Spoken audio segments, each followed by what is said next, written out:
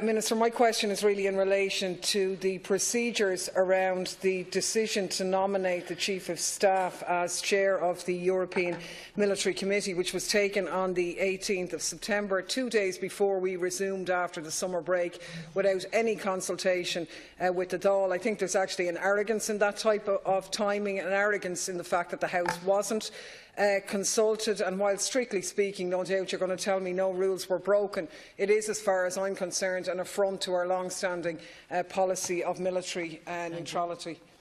Minister Clements. I am fully satisfied that all correct national and EU procedures were followed regarding the nomination of Vice Admiral Mellett, the current Chief of Staff of the Defence Forces, to appoint as Chair of the EU Military Committee.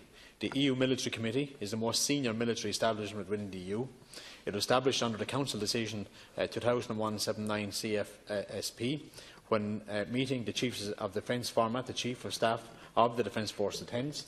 However, on a day-to-day basis at its meetings, Ireland's EU military representative, who is attached to Ireland's permanent representative in the EU, attends meetings of the committee on his behalf. Ireland has participated in the EU Military Committee since its establishment. Pursuant to Article 3(1) of the Council Decision, setting up the Military Committee of the European Union, the Chairman of the Military Committee of the European Union is appointed by the Council on the recommendation of the EU Military Committee meeting at the level of Chiefs of Defence. Accordingly, the next Chair of the European Military Committee will be selected by secret vote by Chiefs of Defence of the EU Member States at a meeting scheduled to take place next month in Brussels. On the basis of that vote, the Chair is then appointed by the European Council for a fixed period of 3 years.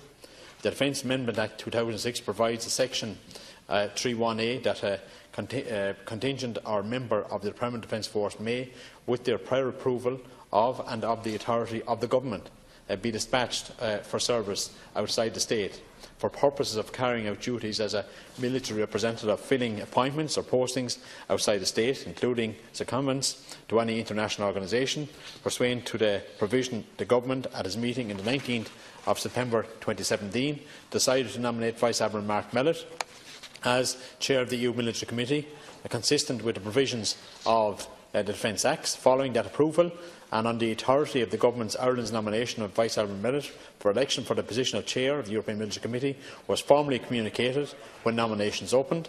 The nomination for appointment as Chair of the EU Military Committee further demonstrates Ireland's ongoing commitment and remaining at the core of the EU's common security and defence policy.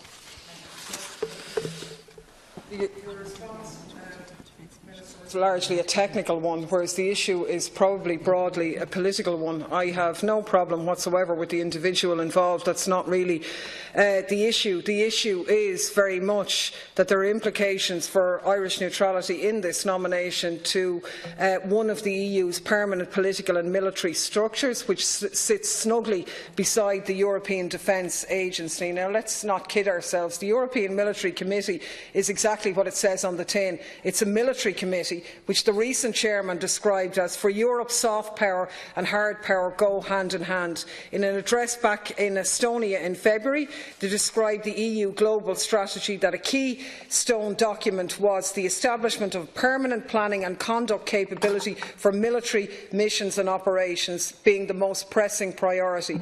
We're looking down the barrel of having our Chief of Staff of the Irish Defence Forces, if he was elected into that role, of having to take a position of driving forward an operational military headquarters for the EU. And that's quite simply incredible in a country which has a policy of Irish neutrality. And to me, the triple lock mechanism should have been invoked. It's there for a reason, and it's incredibly disrespectful that there hasn't been a debate in the House on this issue. Thank you, Deputy Minister. First of all, let me state that the timing of the decision coincided with the opening of the nominations for the position. Number two, Deputy, let me state that it does not call into question our policy on neutrality. We have been a member of this EU Military Committee going back since its setting up of 2001. It has been back at that stage. It was put in place by Fianna Fáil Independence. It was supported again Fianna Fáil PD government, Fianna Fáil Green government, and a Fine Gael Labour government, and a Fine Gael Independent government. and all of the governments over those long number of years has supported our commitment and our membership of that committee. And let me state, I think it shows the standing of the people that we have within our defence forces, that they are capable of being nominated for such a position as the EU military chairperson. And let me state, because we are a neutral country, and I would be the first to respect our neutrality, it doesn't deter us or mean that we should not engage at an international level.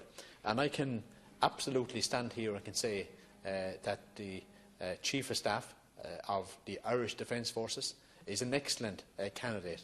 He has proved himself both within the Naval Service and within the Irish Defence Forces, and he can stand shoulder to shoulder with any of his colleagues, his previous Chief of Staffs or his colleagues across Europe. Thank you. Couldn't, and I think the previous Chiefs of Staff might have something to say about that, because I think they also were capable of being nominated. That's not the issue. It's not about a skill set, it's about a political decision. And you are right in that this decision is completely in line with other policies you have adopted that have chipped away at our neutrality. The US military use of Shannon, NATO warships in our ports, sending Irish ships to global arms fairs, committing them to operations in Operation Sophia, exporting arms to joining EU battle groups. We've done them all. And now we want our man at the helm of this to be the chair of the European Military Committee, where the current chair, you will know, has been glad handling with the Commander-in-Chief of the Egyptian army, and an army that's been known for extrajudicial killings and widespread human rights abuses. Is this what we want the Irish Chief of Staff engaged in as well? It seems quite clear from your response, Minister, that this is a prestige project for some reason being driven either by yourselves or sections of the Defence Forces, not fully sure which, to be big boys playing with the fellows who have the big toys, and I think it is something that is not welcome by most citizens. Thank you very much, Deputy. Final minute, Minister. Let me state that this received government decision. You also mentioned Operation Sophia. That came in under the triple lock, UN mandated mission. It got government approval, and it also got Dáil approval. So I've never been afraid to bring any decisions here into the chamber, and to be able to walk out of that chamber door to say that this chamber made or the government made the right decision. I believe this is it's good for the Defence Forces. It's good for Ireland. I do hope that the Chief of Staff, Vice Admiral Mellett, gets the nod, and that he wins the vote, and that he has a sufficient amount of votes to get over the line. And I wish him the very best in that. I have given them every help and support. The government has given them every help and support, and our diplomatic corps also. And I think it sends a very strong message that we have people capable of being able to hold a position such as this. Okay, thank you very much.